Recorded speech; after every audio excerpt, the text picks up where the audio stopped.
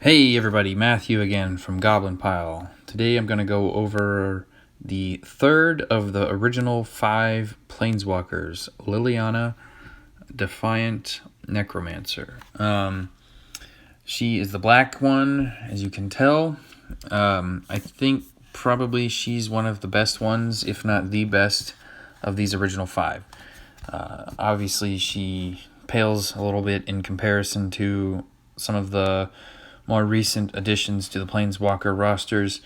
But as far as the 5 go, I think she's right up there at the top. And the reason is because of her abilities. Specifically this first one. This first ability is just devastating. And it can wreck your day if Greg gets a hold of the Planeswalker.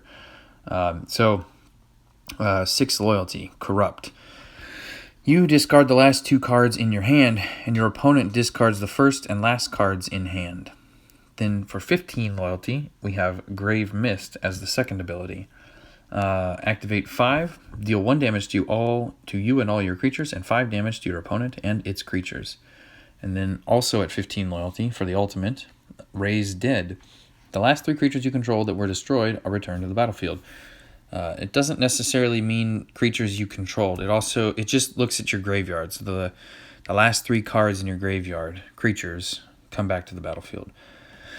And then her mana bonuses, as you can tell, they follow the same pattern as the other 4. Alright, so moving on to the deck. This is the creation of Anaconda. He is a From the Ashes member. So starting off, we have Castle Loch Thwain.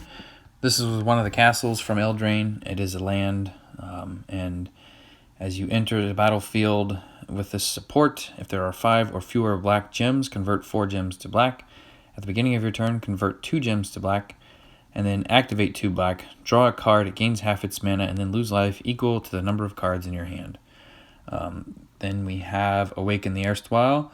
Each player creates X zombie tokens, where X is the amount of cards in their hands, and then discard their hands. Then we have Reaper of Night. This is an adventure card from Eldraine. On the back side, we have Harvest Fear, 8 mana. Your opponent discards 2 cards. Then we have Reaper of Night, the creature, on the front, 5/6. Whenever this creature attacks, if your opponent has 3 or fewer cards in hand, this creature gains flying until end of turn. As you may or may not be aware with the adventure cards, you can choose to cast either side. If you cast the creature first, you lose all capabilities of casting the spell. But if you cast the spell first, the card comes back into your hand and is locked on the creature side. Moving on to Mayhem Devil. Whenever a card enters your opponent's graveyard from play during their turn, this creature deals 3 damage to your opponent's Planeswalker. Death Sprout. This is, I think, one of the all-star cards from War of the Spark. 10 mana, destroy target creature, then fetch the next land support from your library, and it gains full mana. And since all of this occurs on your turn, of course, unless that is you've given this card flash, there are a few ways to do that, but most of the time this will occur on your turn. Then that support that you draw will go right into play, which is really nice. Wars of Racketeers, 10 mana for a 3/3. Afterlife 1, which means when it dies, it creates a 1/1 flyer. And then whenever this creature deals damage to your opponent's Planeswalker, your opponent discards a card. Then we have Mortify. Destroy target creature your opponent controls. If you can't, destroy an opposing enchantment. Moving on to Liliana's Triumph. This is a useful card to get around hexproof. Destroy your opponent's last creature, which, if you note, it doesn't say target creature, which means it is untargeted removal, which is a really nice thing to have. And then Partner. Your opponent discards a card. Partner triggers if you have a Vanguard in play, but we don't have any in this deck, so we're going to ignore that for now. Gingerbread Cabin, 10 mana. At the beginning of your turn, convert 2 gems to green. When the support enters the board, if there are 8 or more green gems, create 2 food tokens. Those food tokens, they're one of the new mechanics from Eldraine, and there are a few different ways Liliana can lose life aside from the opponent attacking.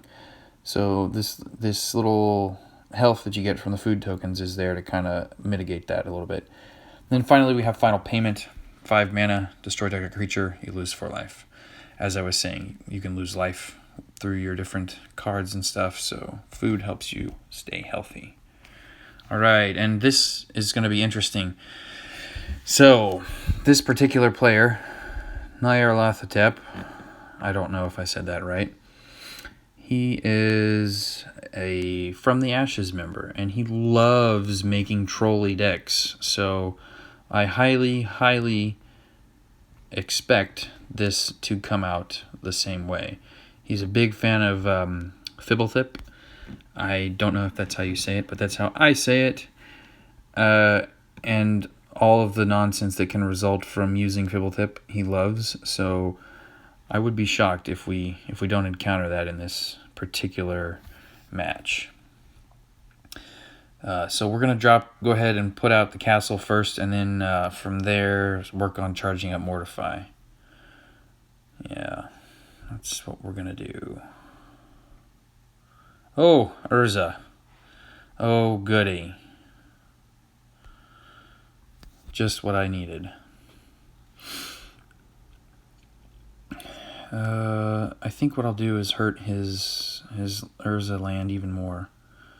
Nice, and I got something from my land. Yeah, look, see, that worked pretty well. All right, what did he put in play? Witching Well. Yeah, I knew it. I knew this was going to be something like that. We'll go ahead and try to mess with him some more, and then draw a card. Yeah. All right, and we got really lucky getting those Orzhov Racketeers in play. You can see they're already doing some work. They made him discard a card there, which is kind of the whole point of this deck, forcing Greg to lose things. So we're going to keep chipping away at it. Yeah, and see, and I have no need now to use my first ability because those Racketeers are in there, as I said, doing work for me. Earning their keep. Alright, what did he put out?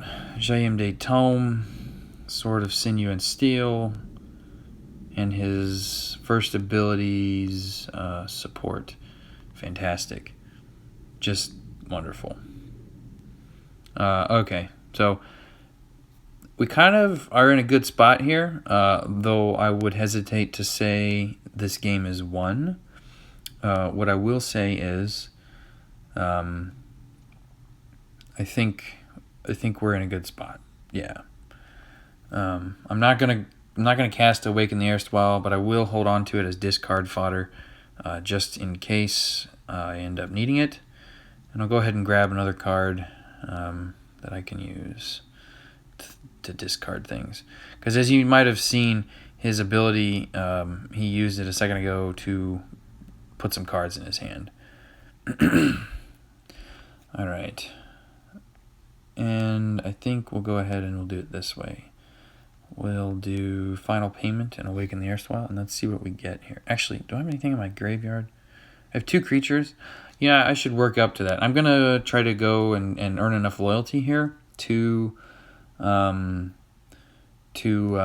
drop her ultimate, which will bring back 2 more of those Mayhem demons. I think that's what it's called. Mayhem? I don't remember.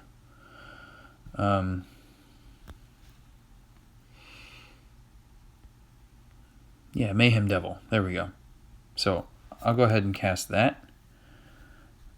Yep. And then I might as well throw that away and just wait and see if I can discard or earn another card.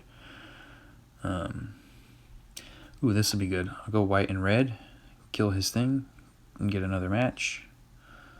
Awesome.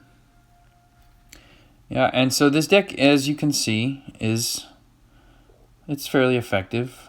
We have the upper hand here. Oh, wow. That's so cool. So he used his ability.